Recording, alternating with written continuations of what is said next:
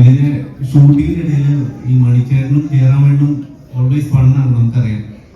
അതില് ഈ മനുഷ്യേച്ചൊക്കെ അതിൽ ഇൻവോൾവ് ആയിട്ട് ചിരിച്ചിട്ട് ഈ ഷൂട്ടിന്റെ ഇടയിൽ ചിരി നിർത്താൻ പറ്റാതെ സാറിന് എന്തെങ്കിലും ബുദ്ധിമുട്ടുണ്ടായിരുന്നോ? ഇത് ഷൂട്ടിങ് നടക്കുന്ന സമയത്ത് തമാശകളൊന്നും പറയില്ല. അപ്പോൾ സീരിയസ് ആയി ബാക്ക് ടു വർക്കാണ്. ബാക്കിയുള്ള ഇടവേളകളാണ് ഷൂട്ടിങ്ങിൻ്റെ ഇടയ്ക്കുള്ള.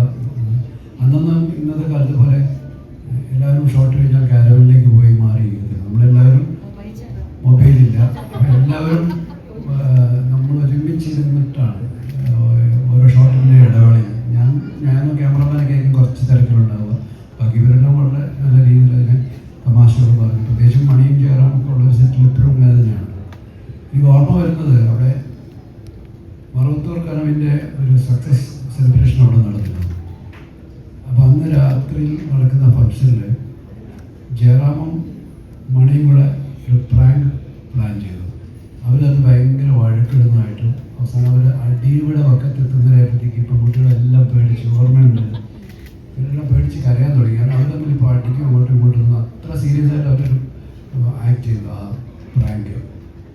അവസാനമാണ് എല്ലാവരും തിരിച്ച് വീട്ടിൽ പോകാൻ റൂമിലൊക്കെ പോകാമെന്നൊക്കെ പെൺകുട്ടികളുടെ അമ്മമാരൊക്കെ പറയാൻ തുടങ്ങിയപ്പോഴത്തേക്കാണ് അത് ബ്രേക്ക് ചെയ്തത്. അങ്ങനെ ഒരുപാട് പിന്നെ നമ്മളെ സംബന്ധിച്ചിടത്തോളം ഇതൊരു എല്ലാവരും പറയുന്നത് ഒരു ഫാമിലി വെക്കേഷനാണ്.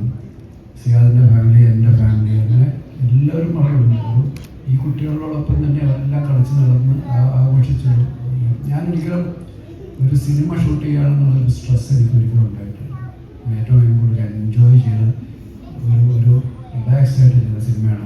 ആ ഒരു റിലാക്സേഷൻ അല്ലെങ്കിൽ ആ ഒരു എൻജോയ്മെൻറ്റ് ഈ സിനിമയിൽ നല്ല രീതിയിൽ കോൺട്രിബ്യൂട്ട് ചെയ്യപ്പെട്ടിട്ടുണ്ട്. എൻ്റെ വിഷ്വൽസിനകത്ത് എൻ്റെ പാട്ടുകൾ ചിത്രീകരിക്കുന്നതിനകത്ത് നമ്മളെ ആ ഒരു നമ്മുടെ ഉള്ള ആംബിയൻസ് നമ്മളെ വല്ലാതെ എപ്പോഴും ഹെൽപ്പ് ചെയ്യും. ഒട്ടും ടെൻഷനായിട്ടില്ല. ഞാൻ ചെയ്യുന്ന മറ്റു സിനിമകളെ പോലെ ഒരു ഭയങ്കര പിരിമുറുക്കമുള്ള സീനുകളൊന്നും അങ്ങനെ ഇല്ലാത്തതുകൊണ്ട് തന്നെ വളരെ എൻജോയ് ചെയ്താണ് ഇനി ആ ഡയറക്ടർ ബോബനായാലും കോസ്റ്റ്യൂം സതീഷിനൊക്കെ അവരുടെയൊക്കെ വലിയ കോൺട്രിബ്യൂഷൻ ഉണ്ട്.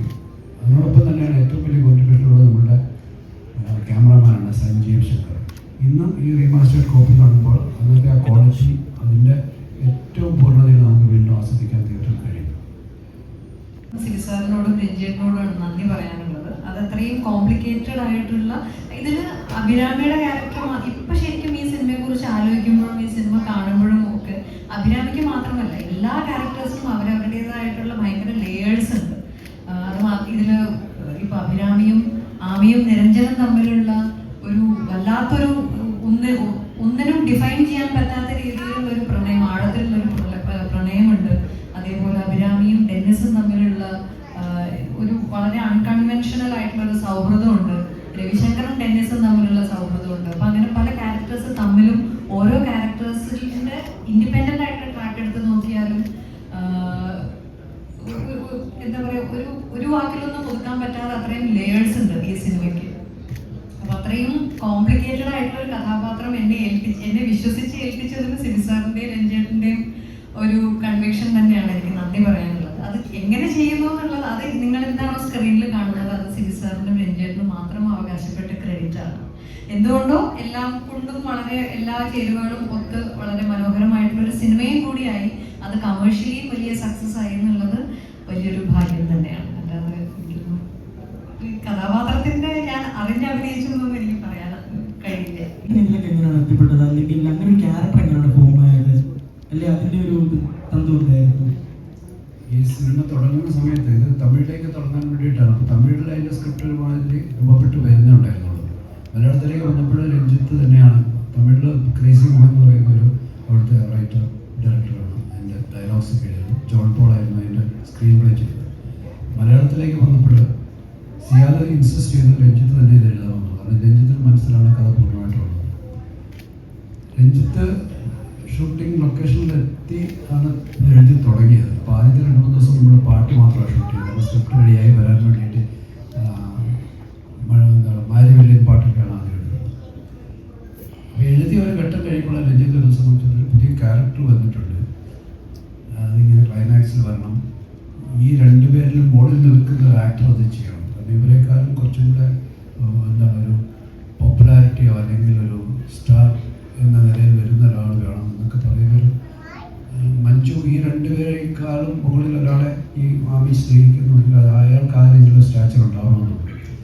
അങ്ങനെ പല പേരുകൾ ആലോചിച്ചു. രജനീകാന്ത് തുടങ്ങി, കമലഹാസൻ തുടങ്ങി ആലോചിച്ചു. പക്ഷെ എല്ലാവരും പറയുന്നത് നമ്മുടെ സ്വർണം വീട്ടിൽ വെച്ചിട്ട് എന്തിന് എന്ന് പറയുന്ന പോലെ ലാല് ഇവിടെ ഉള്ളപ്പോൾ എന്തിനാണ് വേറെ ആളെ അന്വേഷിക്കുന്നത്. അപ്പോൾ ലാലിനെ കുറിച്ച് അന്വേഷിച്ചപ്പോൾ ഈ ഷൂട്ടിംഗ് കഴിഞ്ഞിട്ടാണ് ഞങ്ങൾ ലാലിനെ ആ സമയത്ത് ലാല് ബാംഗ്ലൂരിൽ ഒരു മാസത്തെ ഒരു സുഖചികിത്സയ്ക്കായിട്ടിരിക്കുകയായിരുന്നു. ഞാനും രഞ്ജിത്തും അവിടെ നേരിട്ട് പോയി ലാലിനടുത്ത് കാര്യം പറഞ്ഞു. ഞാനെന്താ നിങ്ങളുടെ സിനിമയില്ല ചെയ്യാം എന്ന് പറയുന്ന ഒറ്റ വാക്കിൽ അത് തീർന്നു. 2 ദിവസമാണ് നമ്മളെ ചോദിച്ചത്. അപ്പോൾ എൻ്റെ ഏറ്റവും വലിയ സന്തോഷം എന്ന് പറഞ്ഞാൽ ലാൽ അന്ന് താടിയൊക്കെ വളർത്തി വളരെ ഈ ചികിത്സയുടെ ഭാഗമായിട്ട് വളരെ ഒരു വയസ്സ് ലുക്കിലേക്കാണ് പോകുന്നത്. ഭയങ്കര ശാന്തനായ ഒരാളുടെ ലുക്കൊക്കെ. അപ്പോൾ ഞാൻ ലാലെന്ന് പറഞ്ഞു ഇവിടുന്ന് നേരെ വന്ന് നമുക്ക് ഷൂട്ട് ചെയ്യാം, താടി പിടിക്കുന്നത് ഇങ്ങനത്തെ കണ്ടീഷൻസ് വരാൻ പറ്റും. അങ്ങനെ തന്നെയാണ് ഷൂട്ട് ചെയ്തത്. ആ ക്യാരക്ടറിനെ ഒരുപാട് എൻഹാൻസ് ചെയ്യാനായിട്ട് ആ ഒരു ലുക്ക് അല്ലെങ്കിൽ ലാലിൻ്റെ അപ്പോഴത്തെ ഒരു എന്താണ് ഒരു മുഖത്തിൻ്റെ ആ ഒരു ഭയങ്കര ഒരു പ്രസന്നത ഉണ്ടായിരുന്നു. മണിച്ചേട്ടന്റെ കോൺട്രിബ്യൂഷൻ ആണോ സ്ക്രിപ്റ്റിലുള്ള കോൺട്രിബ്യൂഷൻ ആണോ? സ്ക്രിപ്റ്റിലുള്ളത് തന്നെയാണ്. പക്ഷെ അവർക്ക് ഇംപ്രവൈസ് ചെയ്യും. ഇവരൊക്കെ ഭയങ്കര നന്നായിട്ട് അതിനെ കൂടുതൽ നന്നായിട്ട് എൻഹാൻസ് ചെയ്യുന്നതിൽ നമ്മളോട് പറയും ഞാൻ ഇങ്ങനെ പറഞ്ഞിട്ട് ഇതൊക്കെ ചോദിച്ചിട്ട് അവർ അത് നന്നാക്കാൻ എല്ലാവരും അവർക്ക് കിട്ടുന്ന ഓരോ ഡയലോഗ്സിനെയും എത്രമാത്രം അത് എന്താണ് ബെറ്റർ ആക്കാൻ ശ്രമിക്കുന്നത് അവരുടെയും ഒരു കോൺട്രിബ്യൂഷൻ എപ്പോഴും ഉണ്ടാവും. അതിനെ നമ്മൾ നല്ലതാണെങ്കിൽ നമ്മൾ തീർച്ചയായിട്ടും അതിനെ ആക്സെപ്റ്റ് ചെയ്യാറുണ്ട്. ഒരുപാടുണ്ട്, ഒരുപാട് ചെയ്തില്ല. മണി ഇവർ രണ്ടുപേരും കൂടി ആ മണിയുടെ ഇവരെ ഔട്ട് ഹൗസിലേക്ക് വിട്ട് കഴിയുമ്പോൾ മണി കിടന്ന് ഉറങ്ങുന്ന മണി ഇവരുടെ ഡ്രസ്സൊക്കെ അങ്ങോട്ട് ഇങ്ങോട്ട് എറിഞ്ഞിട്ട് മണിയുടെ കഴുത്തിൻ്റെ ഇടയിൽ പെട്ടു.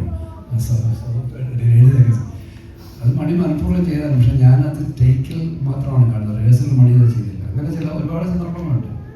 ഈ മറ്റേ ജലന്ധറിൻ്റെ സ്പെല്ലിങ് പറയുന്നത്